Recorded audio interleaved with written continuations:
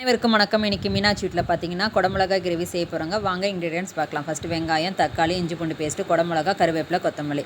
வாங்க இப்போ சமைக்க போகலாம். ஃபஸ்ட்டு ஸ்டவ் ஆன் பண்ணிவிட்டு வானலில் வச்சுட்டு ஒரு 2 டீஸ்பூன் அளவுக்கு எண்ணெய் ஊற்றிக்கோங்க. எண்ணெய் காஞ்சதுக்கப்புறம் கடுகு தம்பர் போட்டுங்க. கடுகு தம்பர் பொரிஞ்சதுக்கப்புறம் கருவேப்பிலை, வெங்காயத்தை போட்டுக்கோங்க. வெங்காயம் நல்லா வதங்கினதுக்கப்புறம் தக்காளி போட்டுங்க. தக்காளி நல்லா வதங்கினதுக்கப்புறம் நம்ம இஞ்சி பூண்டு பேஸ்ட்டு போட்டுக்கோங்க. இதுக்கு தேவையான அளவுக்கு உப்பு போட்டுங்க. உப்பு போட்டுட்டு நல்லா வதக்குங்க. ஒரு அரை டீஸ்பூன் அளவுக்கு பார்த்திங்கன்னா கரம் மசாலா போட்டுக்கோங்க.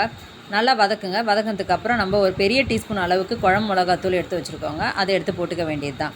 இது நல்லா வதங்கினதுக்கப்புறம் நம்ம எடுத்து வச்சுருக்கோங்கள ரெட் கலர் குடமிளகா, அதையும் ஆட் பண்ணிக்கலாம். நல்லா வதங்கினதுக்கப்புறம் இதுக்கு தேவையான அளவுக்கு உப்பு போட்டுக்கோங்க. அப்புறம் கொஞ்சோண்டு தண்ணி தெளித்து மூடி வச்சுடுங்க ஒரு 5 நிமிஷம். நல்லா அப்படியே இதில் நல்லா 5 நிமிஷம் வேகணுங்க. நல்லா வெந்ததுக்கப்புறம் நம்ம கடைசியாக கொத்தமல்லி தூவி இறக்குனாக்கா சுவையான மீனாட்சி வீட்டு குடமிளகா கிரேவி ரெடி ஆகிடுச்சு. ஃப்ரெண்ட்ஸ் வாங்க சாப்பிடலாம். இந்த வீடியோ உங்களுக்கு பிடிச்சிருந்தா லைக் பண்ணுங்கள், கமெண்ட் பண்ணுங்கள்.